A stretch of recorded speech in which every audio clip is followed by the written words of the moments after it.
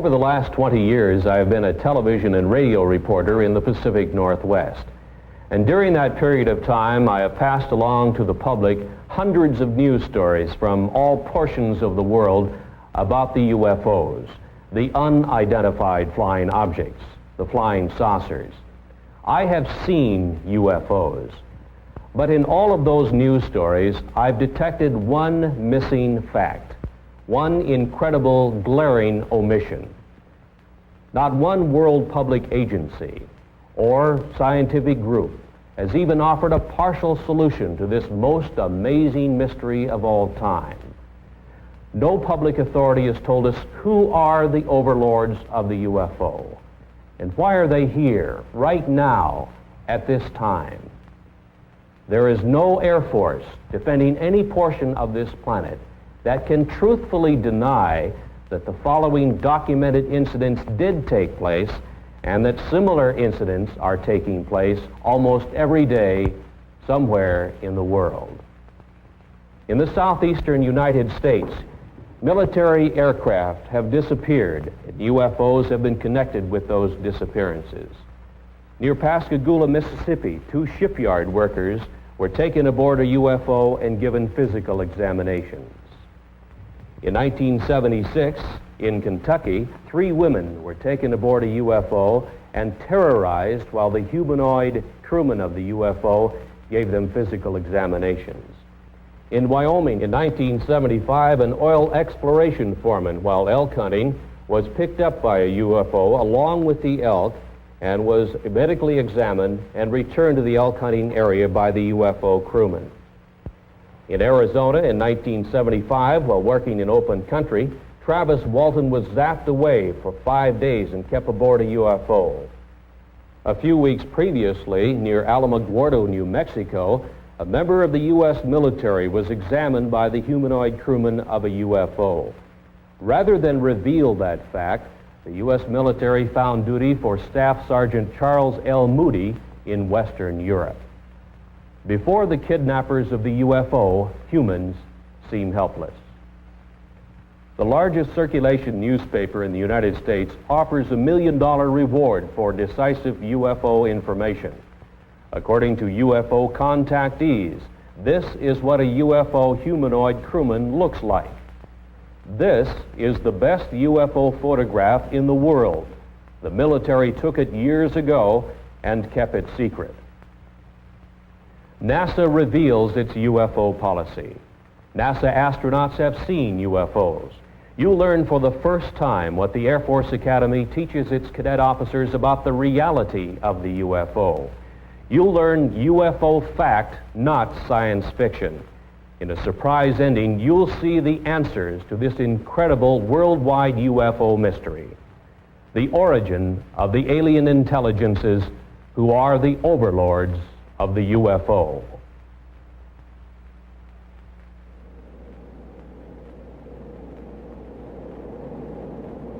You know, Captain, I keep thinking about a real problem, and it's bugging me.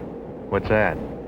Well, remember the TWA case when Captain Schemmel dived under a UFO and about a dozen passengers got hurt? Boy, I sure do, yeah.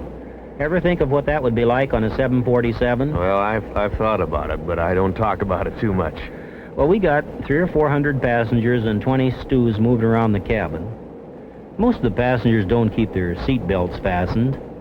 Now, if a big UFO came on a collision course, and with a 747 cruising at over 600 miles an hour, we'd have just a couple of seconds to take an evasive action of some sort, a dive or a zoom. 300 people would be smashed around and a lot of them hurt. Some could be even killed. You couldn't tell what would happen in that cabin. Probably panic. Well, panic at the least, but you know, even if you got control and got down okay, the airlines couldn't hide a thing like that. But the FAA doesn't want to hear about UFOs, and they don't tell us, that's for sure. Now, if we talk about UFOs to the news media, we somehow get blacklisted and our jobs are in jeopardy. As an airlines pilot, no matter how many UFOs I see in the air, I'm not telling anybody about it. In the last half of this century, there has been one mind-boggling giant of a mystery, which has overridden the knowledge gathered by mankind through the ages. There seems to be no answer to the reason for the appearances of the unidentified flying objects, the UFOs. Public opinion pollster George Gallup reports that perhaps 15 million U.S. citizens, scientists, and other responsible observers have seen the so-called flying saucers, the UFOs. Who are the overlords of the UFO? What is their origin and their mission?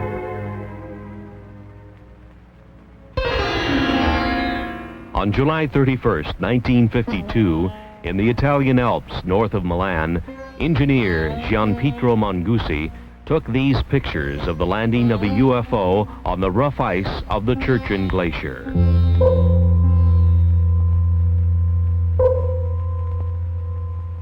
The UFO landing was only 3 minutes in duration.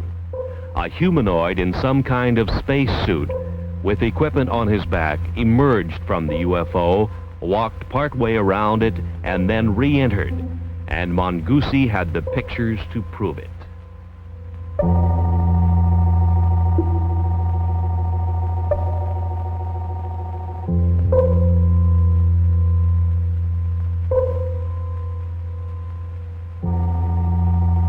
Verification of the origin of these photographs was made for the producers of this motion picture by a Swiss researcher and niece of psychiatrist Dr. Carl Gustav Jung, Miss Lou Zinstag.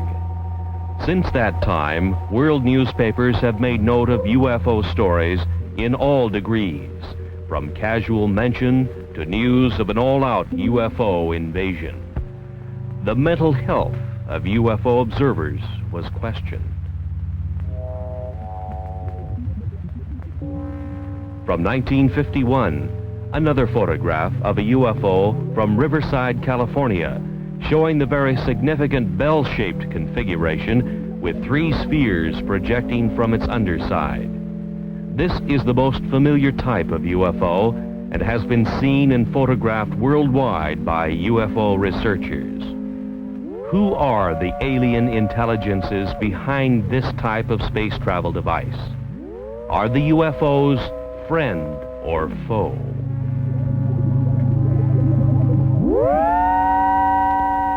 In 1973, another significant UFO picture shows not only the anti-gravity device operational, but also with it is a smaller degravitated sphere under the control of the alien intelligences of the UFO. Who are the overlords of the UFO?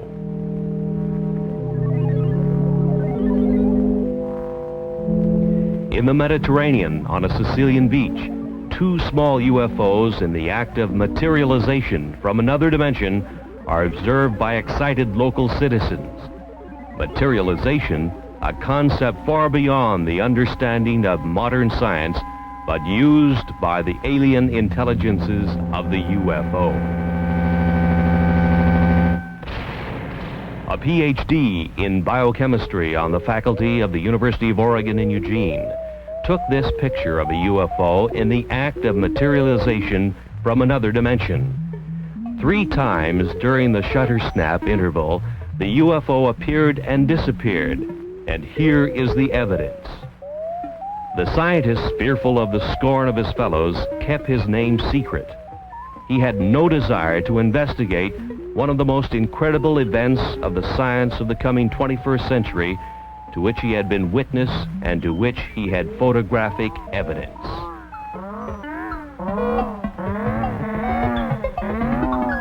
Kidnappings have occurred of military jets, people, and automobiles full of people. The military is helpless, and so are the police departments of the world. Where is the origin of the UFOs? UFO Quebec carried this sketch of a UFO humanoid crewman with a map of the star system in the vicinity of Zeta Reticuli, many light years away. This was indicated to UFO contactees Betty and Barney Hill. Is it truth, or is it a cover-up story? 2 UFOs over San Francisco, similar to UFO surveillance stories and photographs to come from every major city in the world. Iron Curtain scientists have stated publicly their feeling not only that UFOs are real, but that they have the same type of experiences which match those published in the Western world. We now reveal the facts of the UFO which couldn't be kept secret. The planet's most incredible unsolved mystery. Despite the cover-up efforts of world governments, a world silenced by fear, and a helpless world military, private scientific investigators all over the planet have contributed the UFO evidence which we now reveal. The UFO, the secret that couldn't be kept, that can no longer be covered up. Mount Rainier in the state of Washington was the area where private pilot businessman Ken Arnold, flying back to his Idaho home, first saw 9 disc-like flying objects on the sunny afternoon of 24 June 1947. They were moving at 1,500 miles an hour, a speed far exceeding anything we could put into the air at the time. When he landed his airplane at Pendleton, Oregon, he reported the sighting of inverted saucers moving at incredible speeds. The next day on the radio news broadcasts and in the newspapers, the story sensationalized the term flying saucers. The previous summer of 1946, a member of the U.S. military encountered a giant UFO in a near-miss aerial situation, and the Air Force kept the threat to air safety secret. This event happened on the first day of August 1946 to the man second in charge of flight safety for the U.S. Tactical Air Command, Captain Jack E. Puckett. Captain Puckett's UFO encounter occurred about 30 miles from MacDill Air Force Base near Tampa, Florida, where his twin-engine C-47 airplane nearly collided with an airborne object about twice the size of a B-29 bomber, or about 300 feet long. His report further described the UFO as being cigar-shaped or cylindrical, and with what appeared to be glowing portholes. Governmental agencies have not responded to anxious questions from UFO observers. The Federal Aviation Administration has no UFO policy or opinion. The U.S. Air Force says it has aborted its UFO study program. No answer has been publicly given. UFOs still continue to be sighted worldwide.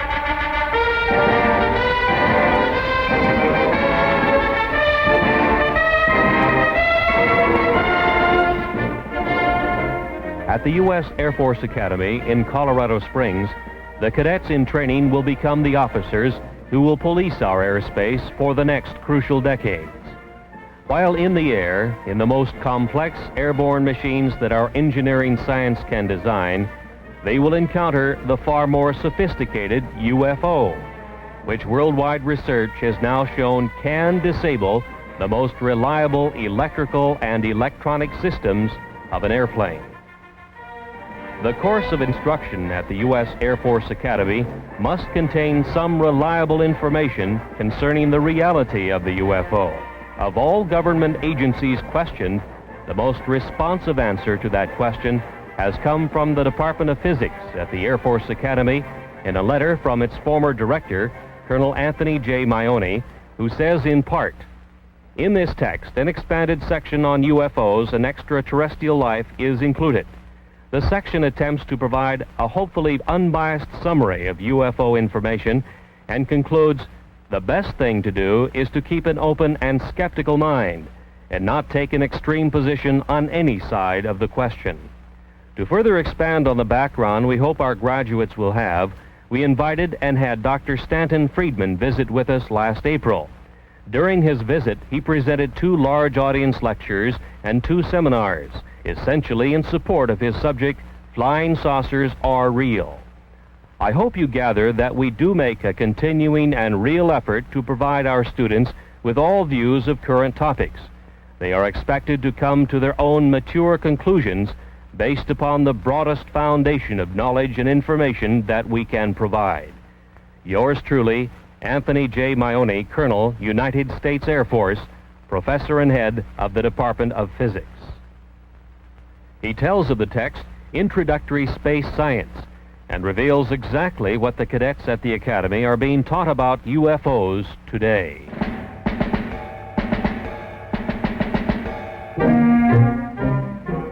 These are the men who will have to make crucial decisions while in the air when they encounter the incredible UFO. In the past, officers of the air forces of the world were given no instruction or any preparation whatsoever for this mind-chilling experience when they meet the spacecraft of the overlords of the UFO face to face. Nor have our astronauts been given proper instruction.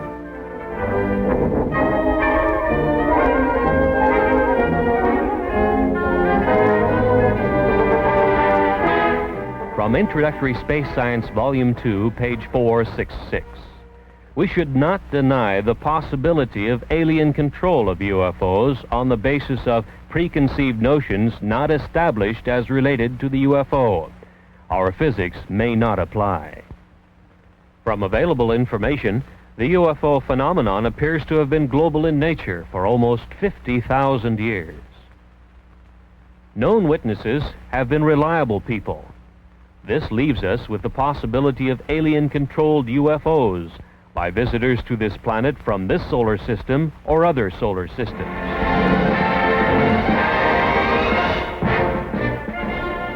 The existence of at least 3 or possibly 4 different groups of aliens, possibly at different stages of development, which implies the existence of intelligent life on the planets in our solar system, or a surprisingly strong interest in Earth by members of other solar systems, the Air Force Academy text admonishes its officers in training to keep an open mind on the baffling subject of unidentified flying objects.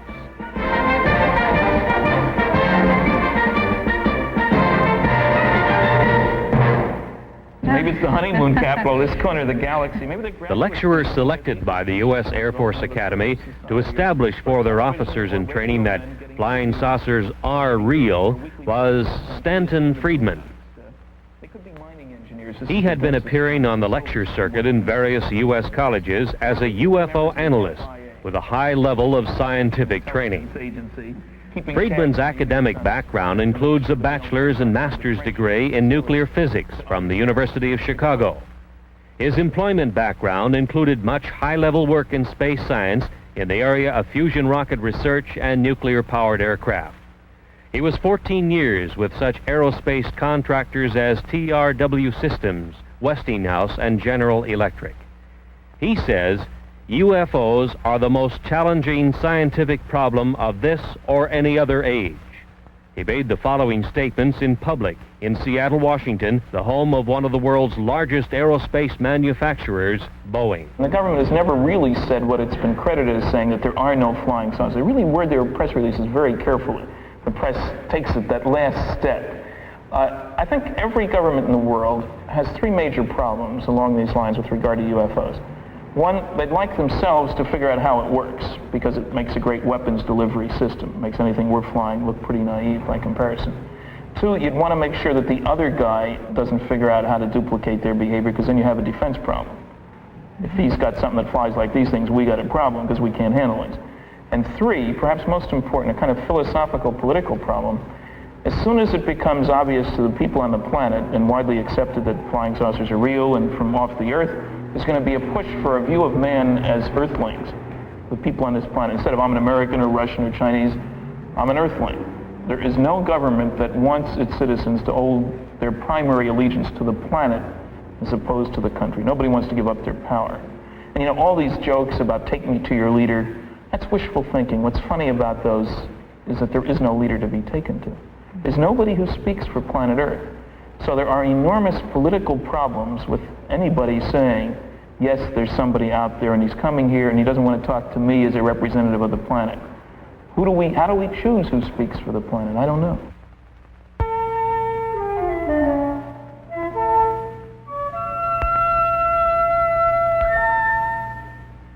Since the 1950s, it has been easy to point to the millions of suns in space and speculate that somewhere out there is the home of the UFO.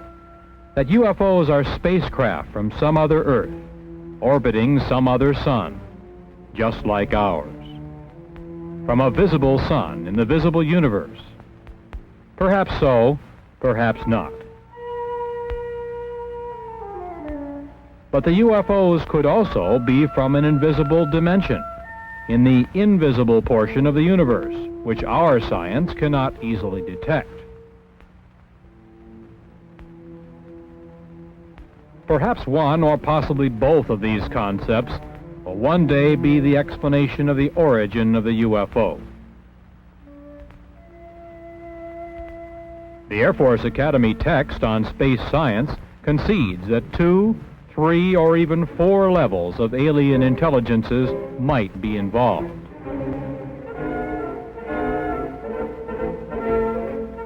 NASA at the Johnson Space Flight Center near Houston, Texas, only concerns itself with the visible universe, with aerospace contracts administering the manufacturing of visible metal vehicles, making visibly televised trips in the Earth-Moon area, and with probes within the solar system by unmanned devices.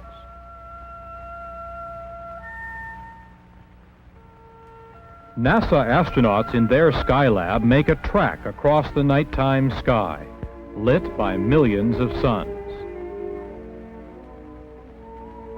The activities of the astronauts are minutely planned and carried out, but the framework is that of Earth science as we understand and engineer its applications. There seems little room for productive scientific speculation, perhaps because of the $38 billion NASA space budget, which is highly criticized in many quarters.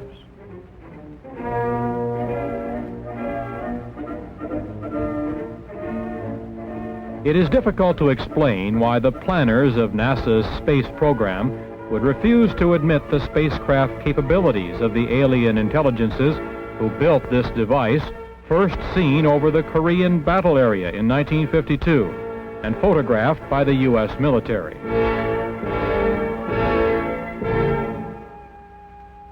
This picture was available to NASA.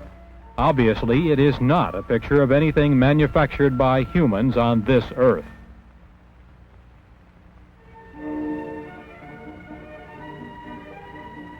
It was classified then and now as an unidentified flying object, a UFO. Can we now identify it? Is this actual photographic evidence that proves that alien intelligences use a spacecraft like this to travel from their dimension to our reality? Is a Watergate-type scientific cover-up involved? Let's now examine that possibility.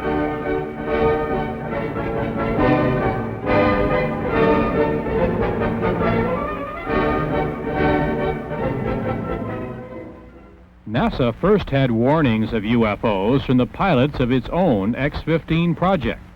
The X-15 is a rocket-powered airplane which is launched high over the desert test area in California.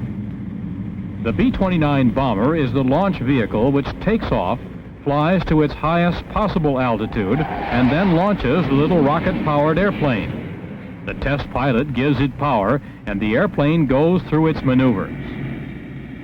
Various complex engineering problems are worked out by such testing. And the engineering flight test pilot is one busy man.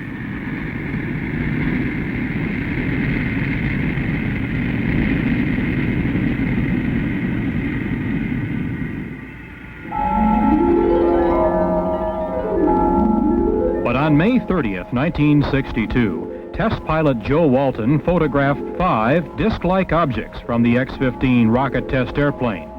The UFOs were very similar to the disc-like objects seen over Mount Rainier 15 years earlier by Ken Arnold. NASA made no public mention of what the discs were, their origin, or any scientific speculation whatsoever about this observance of their X-15 project by intelligences of the UFO. On July 17th of that same year, this time at an altitude of about 58 miles, test pilot Bob White noted that he had UFO company and photographed unexplained objects even closer to his X-15. Across the nation, news headlines state that 26 astronauts have seen and photographed UFOs. The public is puzzled by NASA's silence on the subject.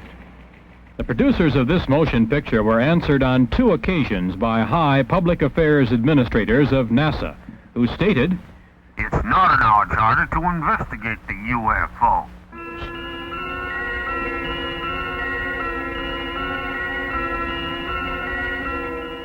Inside the Skylab in zero gravity, the astronauts go through the day and night with their every minute carefully scheduled.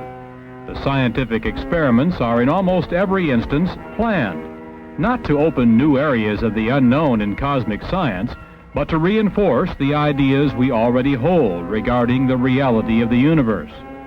Planners have left no time or leeway in which the UFO can be postulated, thought about, or examined. Certainly, few startling public announcements have been made of any new discoveries during space missions. No new theories have been advanced. Astronaut Jack Lousma in Skylab 3 saw a glowing red object making its way across a field of his vision. He photographed it from his little planetoid in space, the NASA Skylab. It could have been explained as a meteor glowing red in space, except that there is no atmosphere in space whose friction could heat a meteor to a red glow. Was it a UFO observing Skylab? NASA remains silent.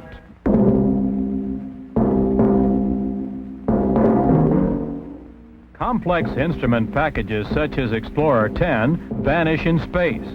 Launched on the 25th of March, 1961, it disappeared, although its life expectancy was over 100 years. Perhaps some alien intelligence is examining this complex NASA space device.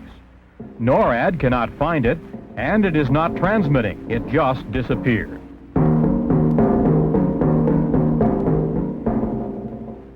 What is the photographic evidence that UFOs are watching our every space move? Why is it so hard for the project managers of NASA to accept the reality of the UFO? Is there a high-level scientific cover-up? And if so, why? Governments are charged with upholding the law, and no law on Earth is more basic than the law of gravity. No wonder the obvious anti-gravity capability of the UFO makes governments uncomfortable. Bravely, some astronauts have stated that they believe in the reality of the UFO and the capability of the UFO to defy gravity, while our giant rockets consume enormous amounts of fuel, putting a simple space capsule or Skylab in orbit. In the dark blue of space, in silence orbiting the Earth, the Skylab is the planetoid home of its crew. The crew is like the NASA test pilots in the X-15, busily occupied and concerned with the scientific work outlined for them by their NASA masters. Life support in Earth orbit is a scientific victory in itself and a major achievement for Earthlings. But outside alien intelligences are again observing the progress of man from Earth. 2 UFOs are photographed by an astronaut during a spacewalk. The hatch is open. The astronaut is working his problem. Again, 2 UFOs flit by. Just moving lights, something that could be easily ignored unless we obtained other pictures and other explanations. Actual pictures which could identify the UFO as a solid object with a mission and under intelligent control. One of the most remarkable instances of UFO photography took place in 1968, here above the Boeing Space Laboratory, south of Renton, Washington. Several photographs were taken of a UFO by then 14-year-old Scott Silty.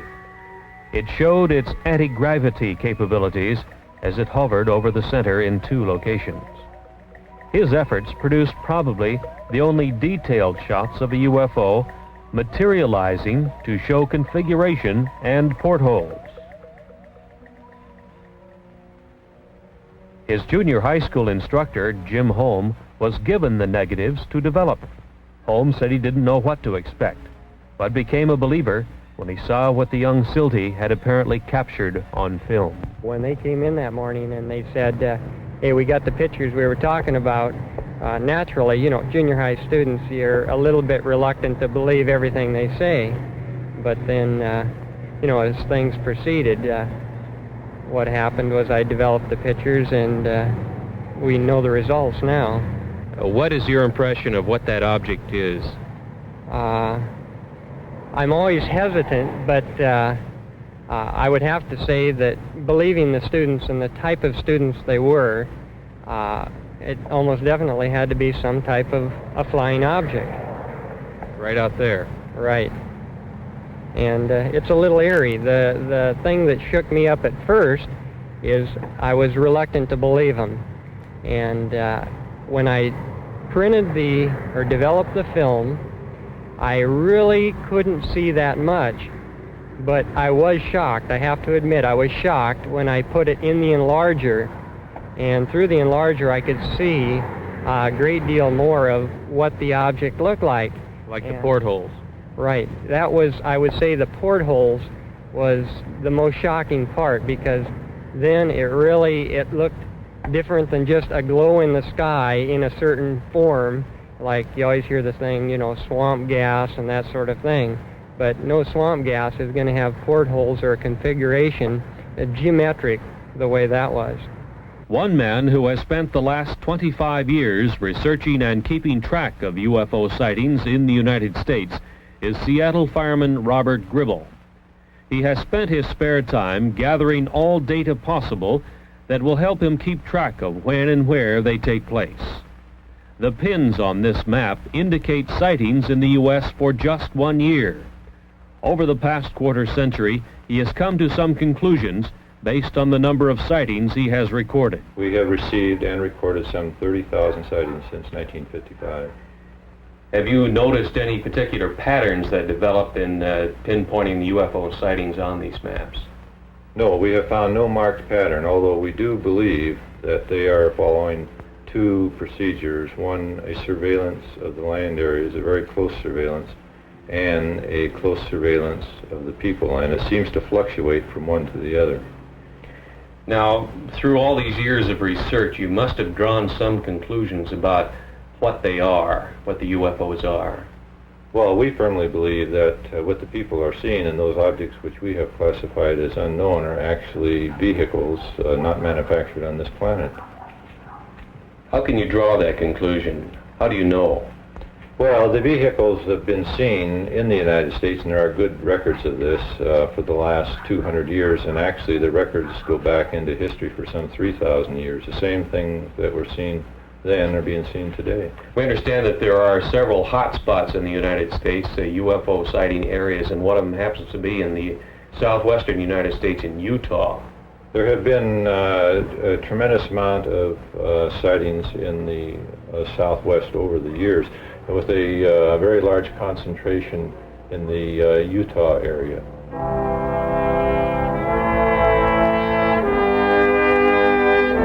The Canadian UFO Report was one of the initial UFO publications to headline the story of the possibility that much of the early Mormon history tells of a contact with an alien intelligence, the angel Moroni.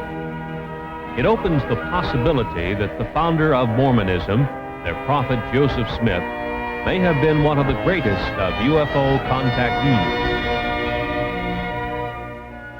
Dr. Frank B. Salisbury, on the faculty of the State University of Utah in Logan, and himself a Mormon, does not doubt that possibility.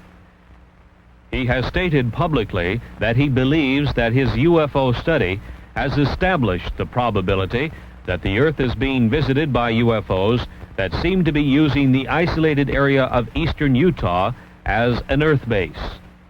In March of 1975, a national tabloid newspaper circulated the following story of a UFO kidnapping.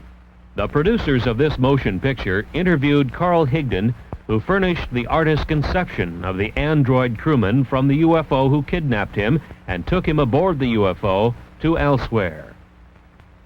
Higdon was given a physical examination in a tower by a huge TV-like eye, rejected, and was returned to the elk hunting area in Wyoming, where he was picked up. While on his 8-hour UFO trip, he encountered a teenage boy, 2 young girls, and a man in his 60s, also guests of the UFO intelligences. Upon his return, he suffered radiation symptoms with itching skin and burning eyes. Area Sheriff Ogburn and his deputy Ed Tierney investigated the incident. So did Dr. Leo Sprinkle of the University of Wyoming, who gives us this professional opinion as to the truth of this verified UFO kidnapping. To whom it may concern, my impression of Carl Higdon is that he's a man of integrity with average education, but a keen sense of curiosity about the world around him. He's an outdoors man and seems to have developed good skills of estimating size and distance. Although the sighting of a single UFO witness often is difficult to evaluate, the indirect evidence supports the tentative conclusion that Carl Higdon is reporting sincerely the events that he experienced. Hopefully, further statements from other persons can be obtained to support the basic statement. Respectfully submitted by R. Leo Sprinkle, Ph.D., the University of Wyoming in Laramie. UFO traffic in the Rocky Mountain area of Utah, Arizona, and New Mexico reached a high level in the November, December, and January period of 1975 and 76, with police departments reporting large cigar-shaped UFOs and other UFO types of spacecraft hovering for days at a time over cities in this area. 5 witnesses working in the open country around Snowflake and Holbrook in northeast Arizona had the most incredible personal UFO experience story to tell and passed lie detector tests in their telling of it before police and psychiatrist witnesses. 22-year-old Travis Walton suddenly disappeared one morning as the group was working in the open country. Dwayne Smith, Kenneth Peterson, Alan Dalis, Mike Rogers, and John Golette were involved in the significant UFO kidnapping incident in which a greenish blue light originating from a UFO overhead zapped Travis Walton into an invisible dimension from which he returned 5 days later. His brother tells of the incident. He spent 5 days on a UFO, he thinks. Now, there is some small time loss in there.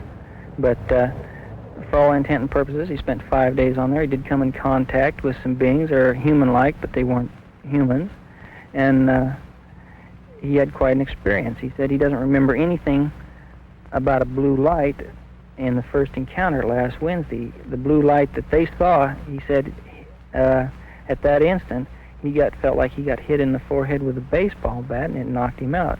And he woke up, he was aboard one of the craft.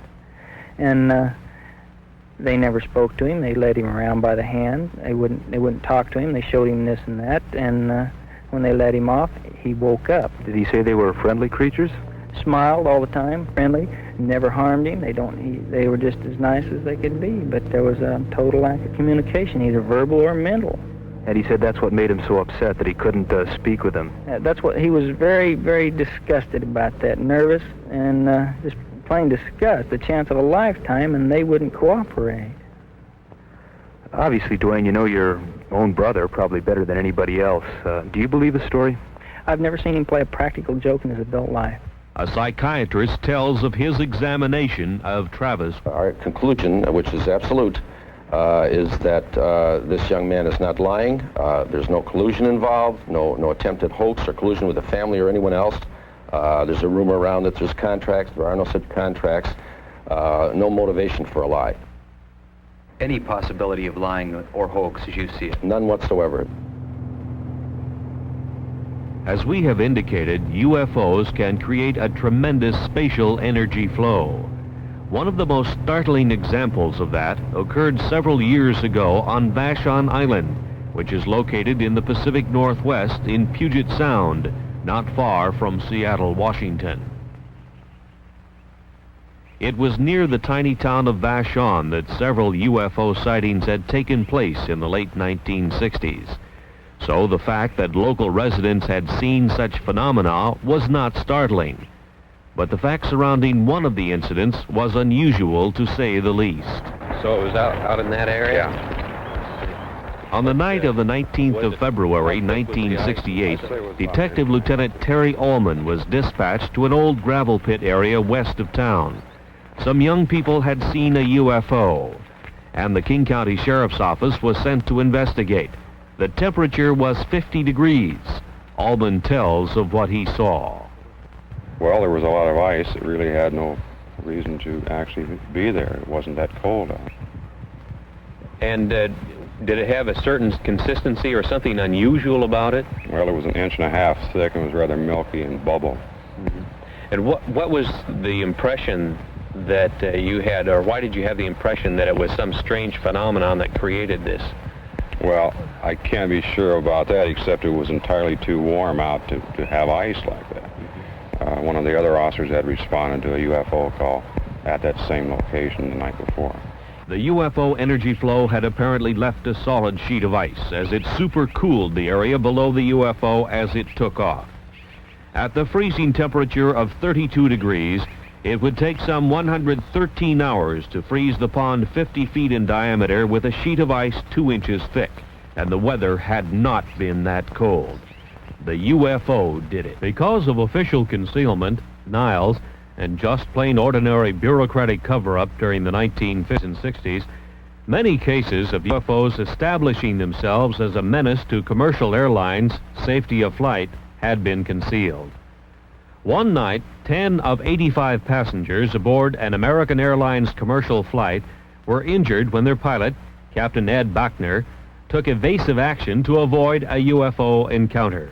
It happened to flight number 966 on the night of 17 July 1957 on a flight from El Paso to Dallas, just 50 miles east of El Paso over Salt Flats, Texas. The UFO continued along the Gulf Coast to Gulfport, Mississippi, where it turned north. Traffic control radar tracked the UFO and the military was alerted. In the vicinity of Meridian, Mississippi, the Wing Intelligence RB-47 electronic surveillance airplane tuned in the UFO's emission on its ALA-5 pulse analyzer. As it moved west toward Dallas, Texas, the pulse train of the UFO was analyzed as having a 3,000 megacycle envelope, a duration of 2 millionths of a second, and a repetition rate of 600 times a second. This was identifiable electromagnetic emission from a UFO, which was also being tracked by military and Federal Aviation Agency radar. The UFO circled Dallas and Fort Worth, Texas, and headed north to Oklahoma City, and continued its track north, followed by the Wing Intelligence electronic surveillance aircraft. This was continued until the U.S. Air Force plane was to run low on fuel near Forbes Air Force Base. At 1:45 on the morning of April 3rd, 1975, some 20 or more law enforcement officers in 5 North Carolina counties pursued a bright, glowing, unidentified alien spacecraft. Newspaper headlines told of a major incident which was, in effect, kept secret from the rest of the nation. Newspapers, radio, and television all over the world remained silent on the stories because wire service editors did nothing to emphasize their significance.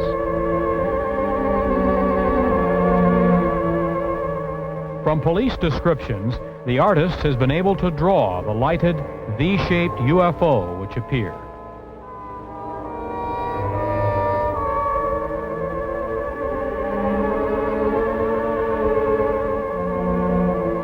No responsible agency gave to the public any scientifically supported explanation of the origin or mission of the alien space travel device.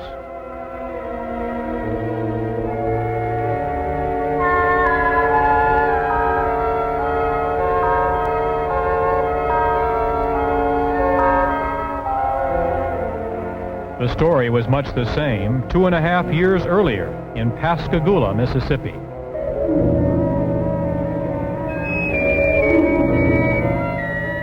The Pascagoula Press first headlined the story October 12, 1973, and told the nation about two shipyard workers, Calvin Parker and Charles Hickson, who had their fishing trip interrupted by a glowing, blue-lighted UFO which landed near them. Two humanoids took them aboard for a physical examination, placing them under a large TV-like eye.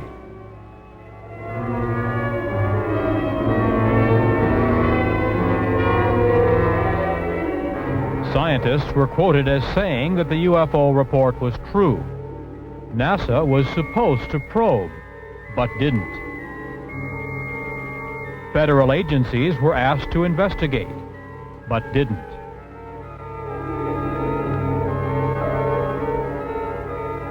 Hickson said the creatures from the UFO seemed friendly, but that they acted controlled, as if they had a specific thing to do, and did it. They were about 5 feet high, pale and ghost-like, with crab-like hands and rounded feet. As Hickson and Parker were taken aboard, they suddenly began to float on air, became weightless, and totally helpless.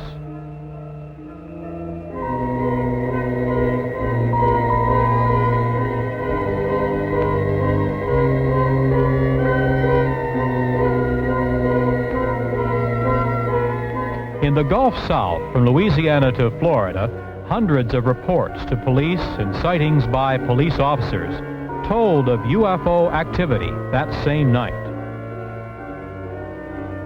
No government agency concerned itself with this UFO kidnapping publicly. Luckily, Hickson and Parker were returned. But what of the kidnapped victims of the UFO intelligences who are not returned? Are the UFOs friend or foe? Or are they conducting a project in which humans become nothing more than guinea pigs? This is serious speculation.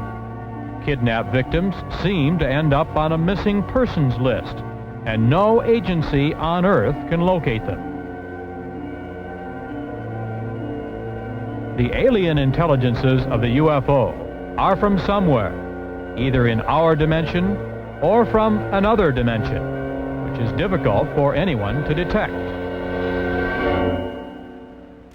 Misunderstanding the complete dominance of man by the UFO intelligences led the city fathers of Ocean Springs on the Gulf Coast to seriously decide to solve the problem by passing a law prohibiting the landing of UFOs in that area.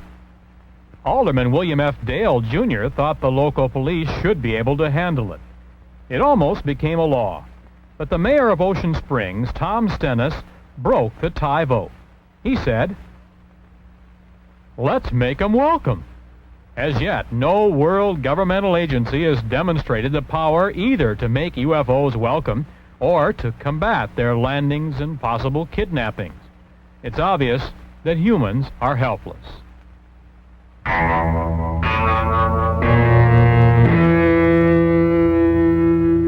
Since 1966, the very competent scientific analysts of the British publication The Flying Saucer Review have been assembling all available information about alien intelligences who have made repeated UFO landings in the high Pyrenees Mountains between France and Spain.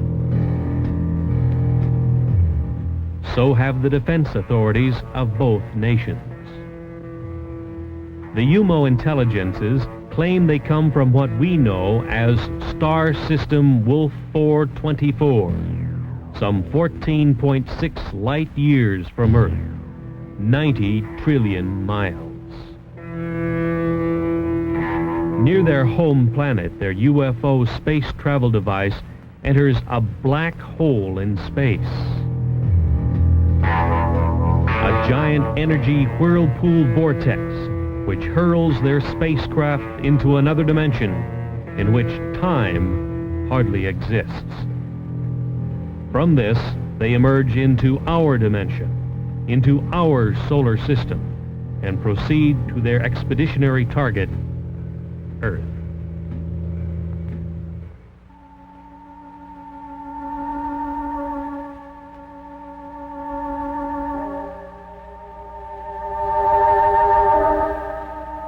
Later, the UFOs were to tell the European investigators that the universe was at least a 10-dimension unity. Perhaps even more, they were not certain. But they knew of and used at least 10 dimensions of reality. Each reality was separate from each of the others. Each of the 10 realities had its own rules of energy manipulation. Even though there were 10 dimensions which were open to space travel, reckless energy misuse in one dimension can disturb the cosmic unity of another dimension and its inhabitants. Telepathy is used to receive knowledge during space travel. The mind, said the UFOs in the quiet areas of space, is especially open to pure cosmic knowledge received by telepathy. Any mentality can receive and benefit from knowledge received by telepathy. The more telepathic ability is exercised, the more valuable it becomes, the UFOs learned, as they learned many of the high scientific secrets of the solar systems they traveled through in their space exploration projects.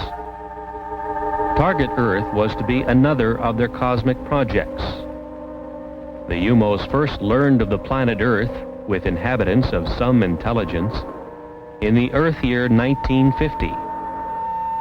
They landed and left 8 of their males and females in the area which had high mountains between France and Spain.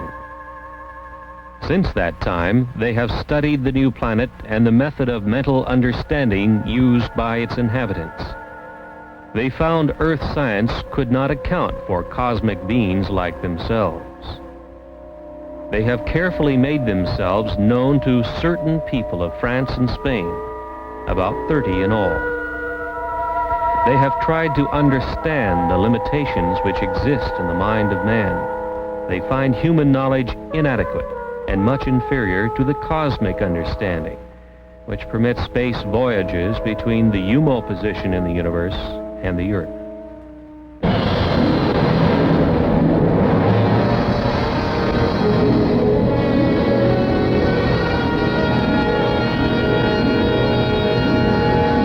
At 800,000 miles, Jupiter looks to the Earth-developed eye like this. To the UFO, perhaps different. Jupiter's moon, Ganymede, is some 8,000 miles away and moves in its orbit. Its diameter, 3,000 miles. The UFO intelligences took a heat measurement of the Jupiter hotspot. They compared the measurements to that of the surface of their sun and found it about the same. The other Jupiter moons were identified: Europa, Amalthea, Callisto, as they were named by Earth astronomers.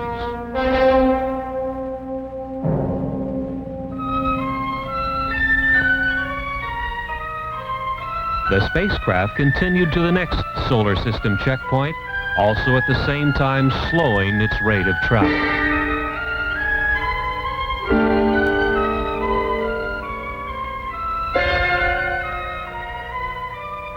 Saturn was identified with its strange moon, Titan.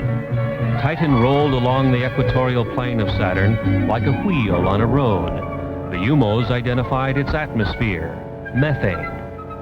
In the vicinity of Saturn, they tuned to the history and the totality of knowledge of the solar system, accumulated since the time the sun was born. Knowledge lost, and knowledge still used, and knowledge to be rediscovered.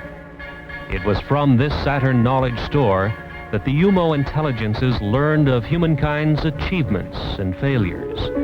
They learned, too, of the state of development of the plant and animal life and all details of Earth and the other planets.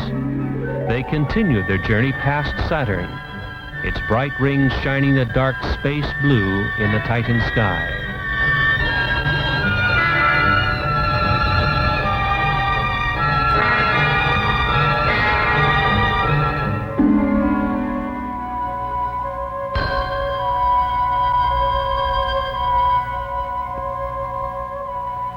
the cosmic voyage continued to Mars. A close look at Mars revealed snow at the base of its mountains of Mitchell. On Mars, with its thin atmosphere and low water vapor content, the snow behaves differently than on mountain peaks on Earth.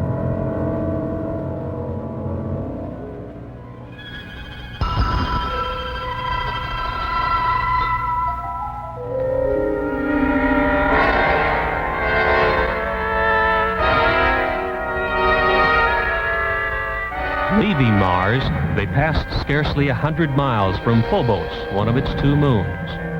4,000 miles above the red storm-swept planet, Phobos is a dark clump, only 16 miles in length.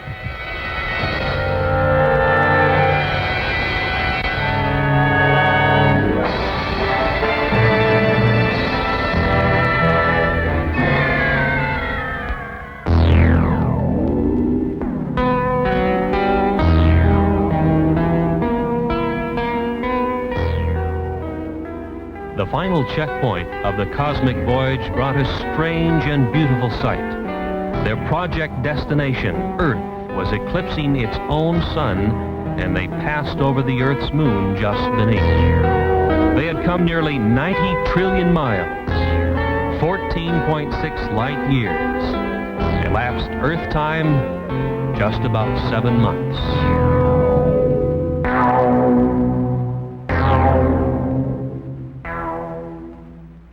Came now the moment to synchronize the UFO's space travel time with the time of the expedition's target, Earth.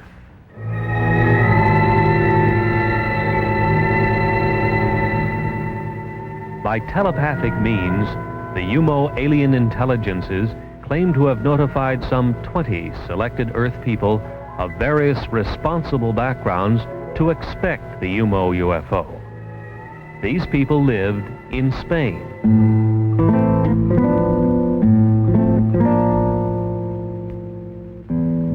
The British Flying Saucer Review headlined an attempt by the Spanish Air Force to intercept the UFO.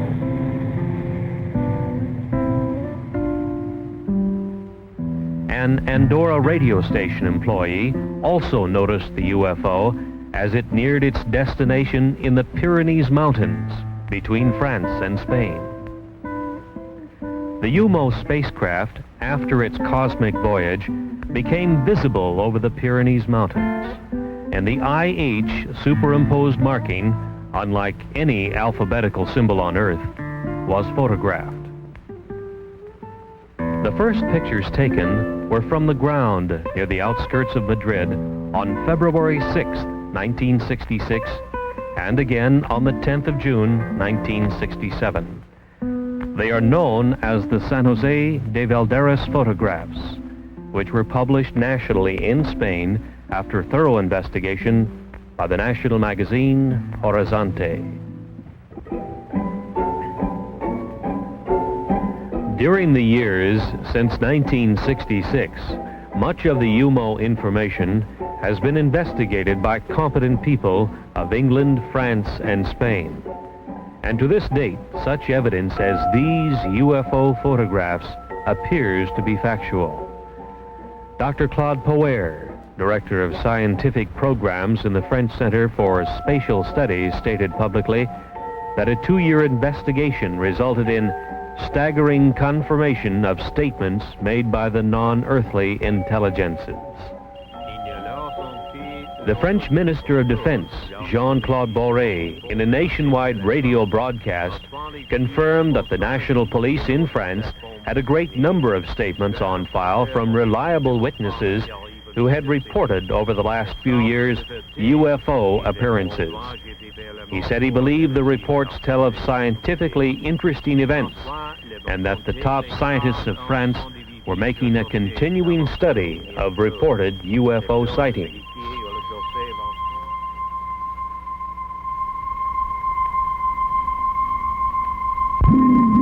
From those files comes this photograph of a UFO taken at night as it was tracked across France.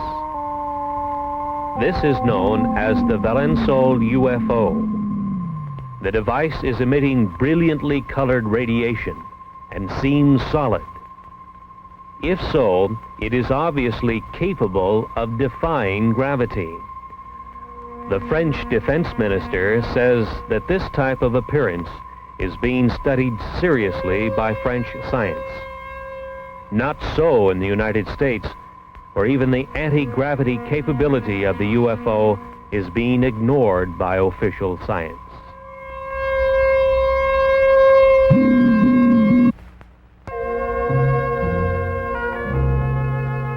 As they said in Spain, the alien intelligences of the UFO may originate from a planet called UMO, 16 light years from Earth, and they may not have.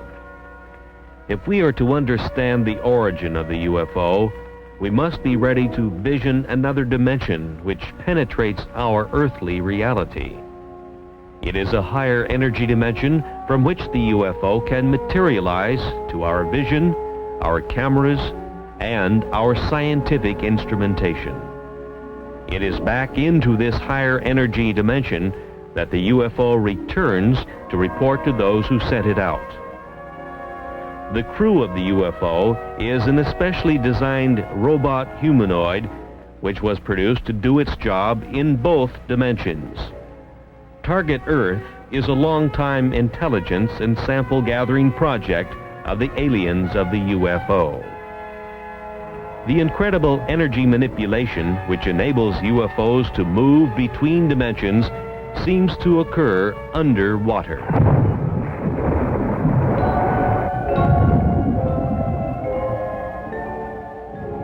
The Puerto Rican Deep, which extends 30,000 feet under the sea, is one such area. Seawater covers 2/3 of the surface of the Earth, and in that water lives one of the Earth's most intelligent and environmentally adjusted creatures, the dolphin. The dolphin's brain is substantially more complex and in some ways superior to the brain of man. The dolphin's telepathic ability is highly developed, and with it he excels at communication with other dolphins. Today, the Canadian-edited UFO report and other such publications are the only other mediums which have carried stories which have filled the Venezuelan newspapers and tell of UFOs which emerge from under the sea off Puerto Rico and continue to the U.S., South America, and Europe. Undersea disturbances of a major nature have occurred in this area for many years. The National Oceanic and Atmospheric Administration's NOAA satellite had communications blacked out many times as it passed over the area, some 800 miles up in its orbit, reported Dr. Wayne Messigian of Longwood College in Farmville, Virginia. In 1945, the U.S. Navy lost 5 torpedo bombers and a large 4-motored flying boat searching for the lost Navy pilots. Commercial and private airplane pilots have seen their aircraft under this strange influence lose instrumentation and electrical control. Airlines issue denials and pilots are afraid to talk in public because of fear for their jobs.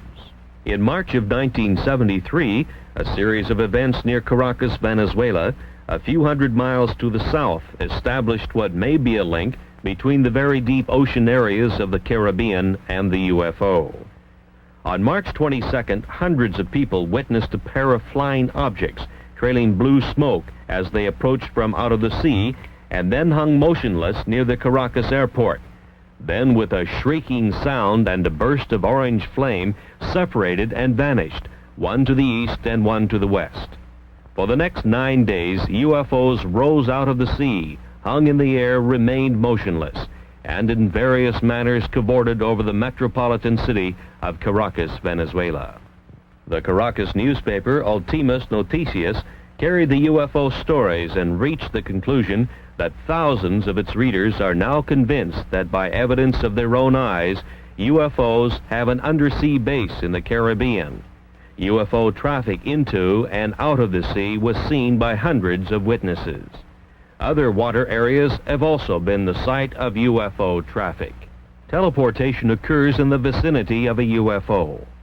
In May 1968, a well-known Buenos Aires attorney Dr. Gerardo Vidal and his wife and children in a Peugeot 403 were teleported 4,100 miles by a UFO and put down near Mexico City unharmed. This Ford was teleported hundreds of miles in South Africa because it was near to a UFO which degravitated it and transported it, says the Flying Saucer Review. The aliens of the UFO are energy manipulators of a very advanced nature, far beyond our science. In the search for the method of communication with alien intelligences of space, such as the overlords of the UFO, some of the most significant work in the world has been done by Dr. L.G. Lawrence, president of the Ecola Institute of San Bernardino, California, a research foundation. Dr. Lawrence is one of the world authorities on the use of biological sensors, such as that of the friendly laboratory philodendron, which senses the pain of Dr. Lawrence. As he purposely burns his thumb on his hot pipe bowl, the biological sensor, the plant, reacts with a squiggle of recognition of Dr. Lawrence's pain on the laboratory instrumentation. This is known as the Baxter effect. Dr. Lawrence developed his 3-ton stellatron for sensing biological messages which might be running free in the universe. He sets it up in remote areas, and it is shielded from all electromagnetic radiation, such as all radio and TV radiation, for instance. It can be influenced only by the etheric or bioplasmic pulses that influence plant and animal life. On October 29, 1971, and again in April 1972, on the Mojave Desert in California, intelligent communication from the direction of Ursa Major was received. One star of that system we know is the North Star.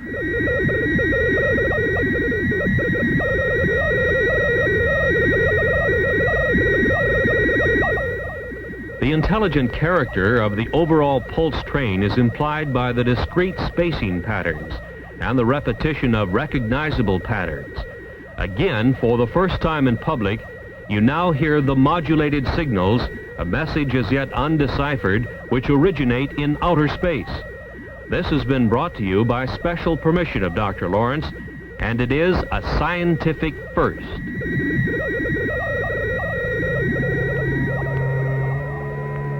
Dr. Lawrence reminds us that radio telescopes, such as this giant multi-million-dollar installation in Puerto Rico, have had no results whatsoever in either sending or receiving messages in space. Radio telescopes seem useless in receiving cosmic messages, probably because they are looking and listening to the wrong possible sources. He recommends biological sensors instead. His low-cost equipment has resulted in a tape recording of interstellar communication, and it is on file with the Smithsonian Institution in Washington, D.C. There is perhaps no more convincing witness to the UFO than the world-famous Israeli psychic Uri Geller, whose mind-boggling extrasensory powers have baffled millions of people all over the world. Geller believes that his powers are not unique to him, but are instead proof that energies exist in many different ways than those now known to science. Later, we will see Geller demonstrate his bioenergy powers before a live audience. Geller leaves little doubt about his feelings on the subject of UFOs. Let me tell you, I've never seen an extraterrestrial being in my life. I wish I will, and I know I will one day. You know, so maybe they're even around us and we don't even know. Maybe they look like people. But I have seen UFOs. But other people, I'm sure if I'll ask who saw UFO here, some of you will raise your hands up because they exist. I shot pictures. As a matter of fact, I had a fight with my publisher because I wanted to publish the picture of the UFOs that I took in the book, and he said no because it cannot be, it will be against your credibility. And I did it in the end because I'm not going to back away from the truth. I once seen... 1 minute. I once drove in the Sinai Desert. Do we have another minute? Yeah, go ahead. I once drove in the Sinai Desert, and believe me, with a high colonel and his driver, me and a doctor. And suddenly, in mid-air, in Sinai Desert, it's clear, it was 5 o'clock in the afternoon, we saw this huge object that looked like a cigar shape hanging in mid-air. And let me tell you, it was as big as 3 New York blocks, and it was dark. It didn't look like a flying saucer. It looked like a cigar shape. And I was shocked.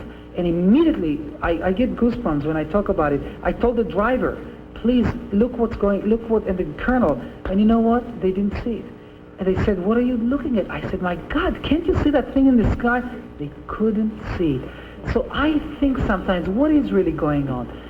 Is it really implanted in my mind? Is it really not out there or is it there and only the people who believe in it can see it? I don't know. There are questions that I can't answer myself.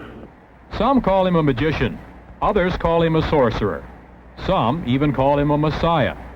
But whatever they call him, the world has never seen anyone quite like Uri Geller. So when Geller recently toured the United States, it was no wonder the crowds turned out to greet him, to witness his powers, and to line up for autographs on the cover of his new book. They stood in line because they had just witnessed an extraordinary sight. Hundreds brought with them broken watches and clocks, many of which hadn't run for years. Then they sat back and watched the bioenergy of Uri Geller go to work.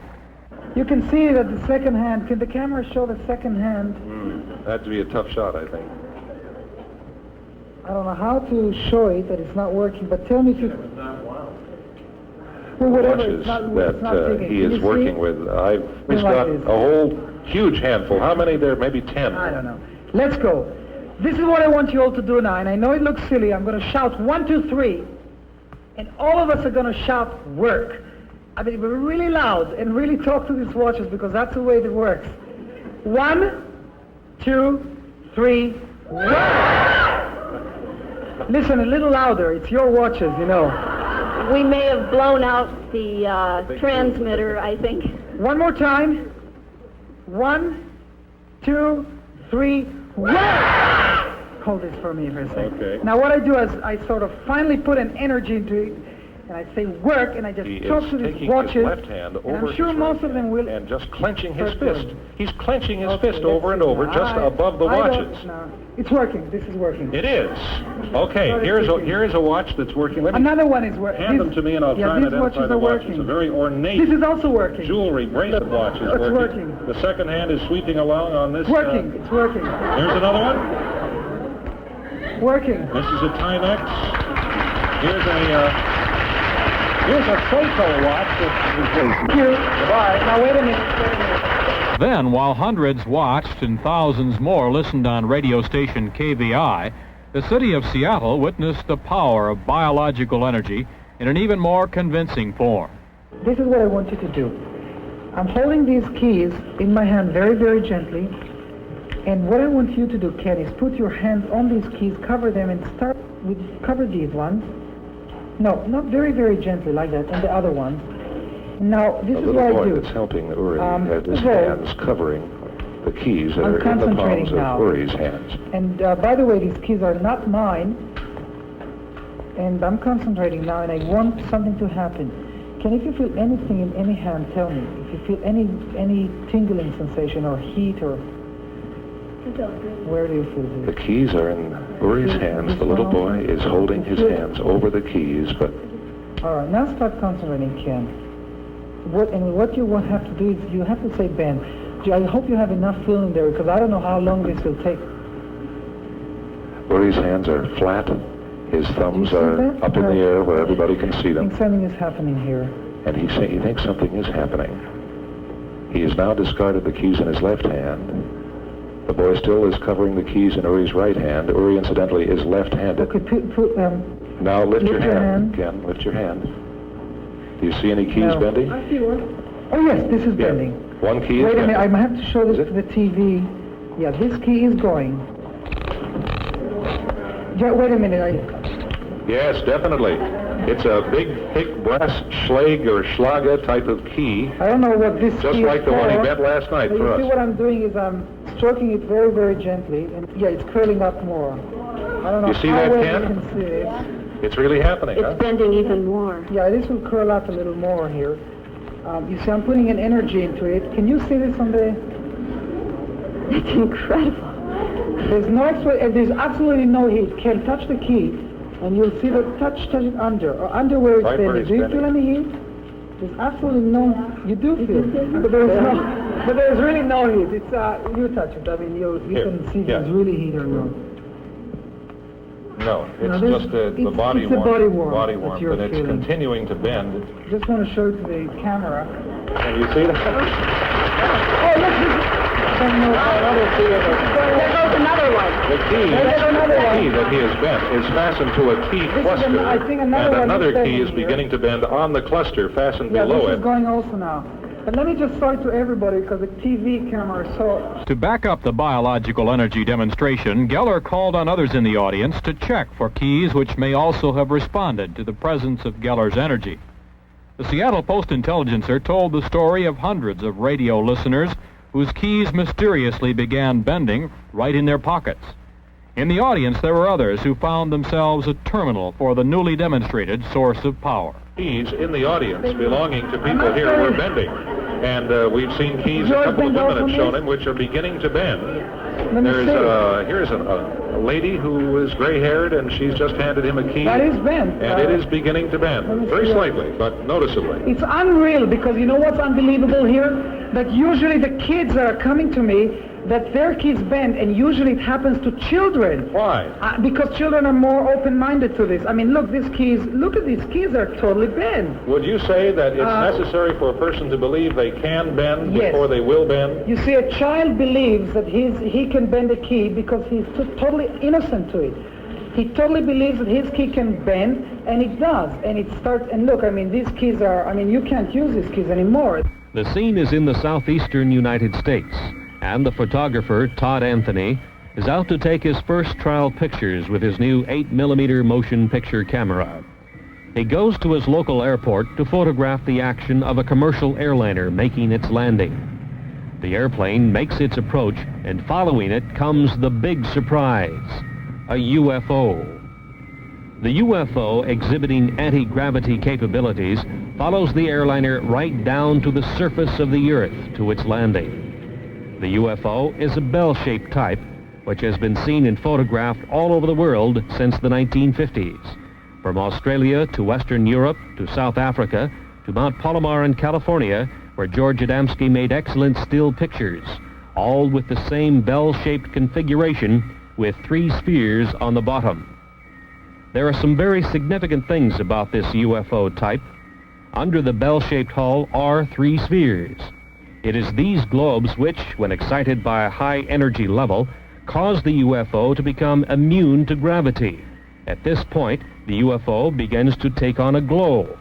At a higher state of excitation, it is ready to move into its home dimension, a dimension which is not light years away, but right here, interpenetrating our reality.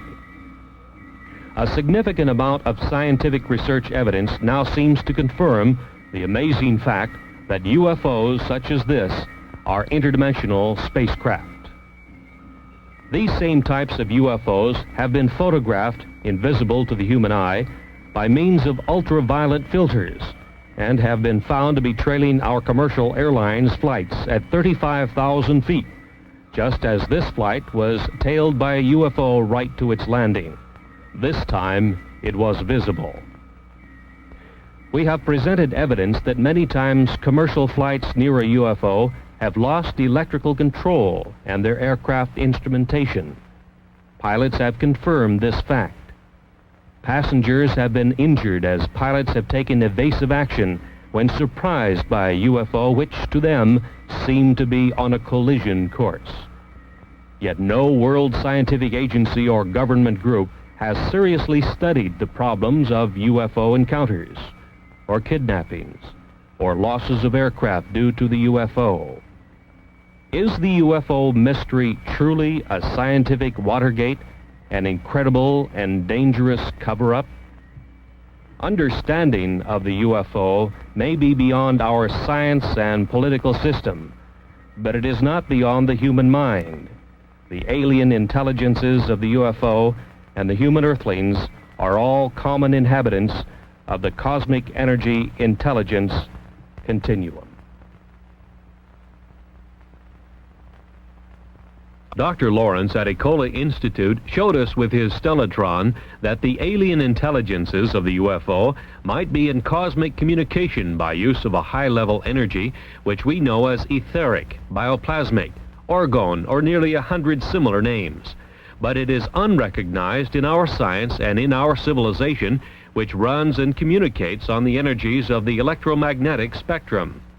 Uri Geller mentally directs his biological energy and that of other people, and they bend mental keys.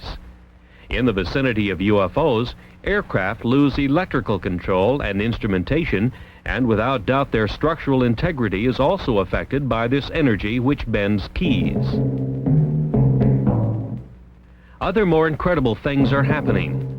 During a single year, for instance, nearly 10,000 head of farmers' livestock have been mutilated in an area from Texas to eastern Oregon and Washington.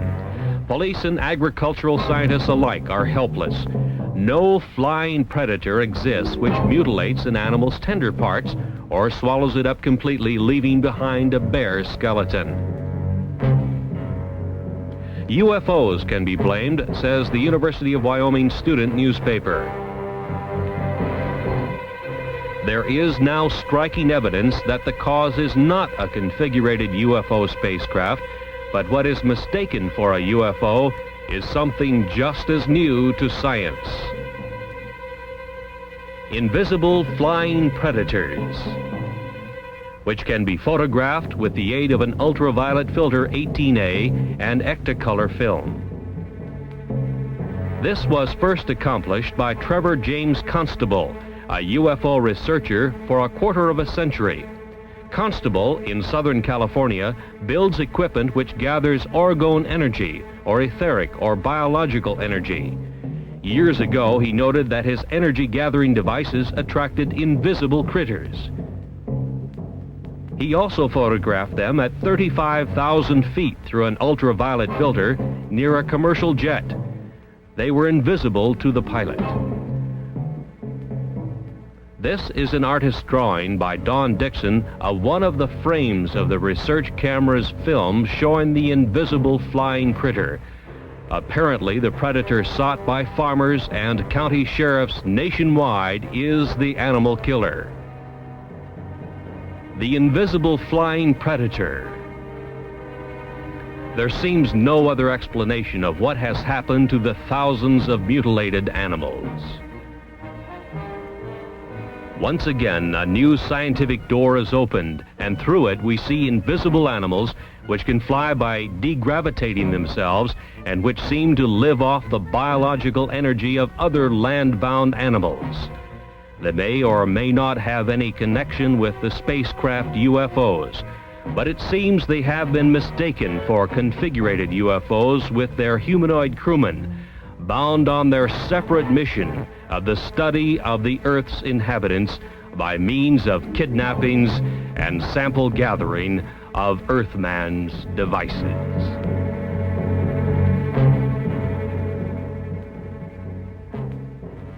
In the U.S., it is at Federal Aviation Administration flight centers that air traffic controllers are trained to handle the routing of aircraft in the nation's air lanes, so as to keep constant eyes on the safety of flight procedures. But what about the UFO? What about near misses where UFOs and passenger airplanes were involved? These near misses have occurred, and when the pilot takes evasive action, passengers have been injured. This we know to be fact. UFOs are conveniently ignored by all.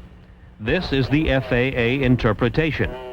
Air traffic controllers are just that, not UFO traffic controllers.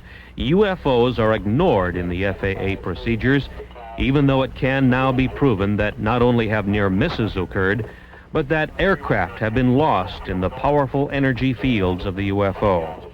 The UFO problem has not as yet been permitted to be properly studied. Truly, is this expensive and complex world air traffic control system really adequate? The evidence now indicates that not only the military, but also the civil bureaus of world governments have been engaged in an incredible and deep cover-up of the real menace of the stepped-up UFO invasion of their target, Earth. The police departments of the world are helpless before the kidnappers of the UFO. This, too, we now know to be fact. How is this nonfeasance possible? This is Joe Harrell. He runs the Flight Control Center near Seattle, Washington. His job is to run it and train air traffic controllers. What we wish to point up now by a question is how extremely expensive governmental bureaucracy is able to ignore an obvious peril to world citizens by simply non-admission of the existence of this mind-boggling problem. To my knowledge, UFOs are not included in any of the training programs. We would, of course, provide instructions to our supervisors on how to handle reports of UFOs, but it is not included in the training of a controller. So I suppose the only way in which it would be included would be in I assume you admonish these people to be aware of any unusual circumstance. That's right, and make the pilots aware of what they're aware of, and to this extent it would be included. But as for specific procedures, no. After $60-odd billion spent for manned spaceflight by NASA, it has been determined that man is truly confined to this Earth. The incredible secret concealed from the tax-paying public by both NASA and its congressional masters is that man cannot participate in long space expeditions. NASA has scientifically verified and kept very quiet the fact that the unstoppable cosmic rays to which every astronaut has been exposed destroys brain cells at the rate of 1% every 4 months. Since the neurons of the adult human brain do not reproduce, a space expedition represents irreparable brain damage and would reduce the crew to idiots in even the 8 years it would take to go to the nearest sun and return. NASA claims that the 13% loss of neurons would equal the brain damage sustained by an alcoholic, but NASA does not allow for increased intensity of cosmic ray bombardment as the astronaut moves in space. NASA must now admit that man cannot travel far in space because of significant brain damage which he will undergo. The main building of a graduate university of advanced study in Switzerland near Basel is Das Goetheanum, acclaimed by architectural students and professional architects as being a space shape of striking originality. Das Goetheanum was founded in the early 1900s by Dr. Rudolf Steiner, whose philosophy of science deals with the influence of alien cosmic intelligences on the human mind. Dr. Steiner was a highly trained scientist and clairvoyant who could see to a higher etheric energy dimension. He could see a view of cosmic reality which is denied to normal human vision. In some 6,000 lectures attended by the best minds of Europe, he made his observations known to those who would profit from this higher knowledge. This information is now available. Knowledge, the key to the secrets of the universe. Man's pursuit of the mystery surrounding the UFO and the Etherians continues. And although many books have been written about the subject, the best available information is speculation. So what we have offered you is the best available speculation. 2 questions. First, who are the Etherians? Notwithstanding their similarity to man, the Etherians' body is different from man's. They live in their own dimension, so we see only their servants, the humanoids. The Etherian overlords of the UFO have thinking minds, feelings, and emotions like we do. They have a strong sense of will and a strong sense of purpose. And they live in their own dimension, so they can't set foot in our material world, according to Dr. Steiner. Next, why are they here? Why are they interested in Earth humans? Maybe we are doing something here on Earth that is disturbing their world, their dimension. Maybe we are doing something here on Earth that is upsetting the balance of the universe. UFOs have been seen for centuries. Is this recent stepped-up activity over the last 30 years due to some recent disturbances within our dimension? Maybe we have sent giant shock waves throughout the universe, and the Etherians are here on Earth, trying to find out what they can do about this intrusion. One thing could well be the high harmonics of the sonic boom of the supersonic bomber, such as the B-1. An interdimensional space quake could have sent shock waves into their dimension. And of course, atomic devices could be another element that is disturbing beings in other dimensions. But the Etherians seem to be sampling our dimension by human kidnappings and the taking of animals and the taking of sophisticated electronic devices made by our Earthman scientists. The Etherians seem to want to know what we are doing, and we had better know too. Think about what we are doing to ourselves, because it could have a profound effect on beings in other dimensions. And this whole question about UFOs could be a much larger question than devices simply flying around in our airspace. We will meet the Etherians, the overlords of the UFO, when we are worthy.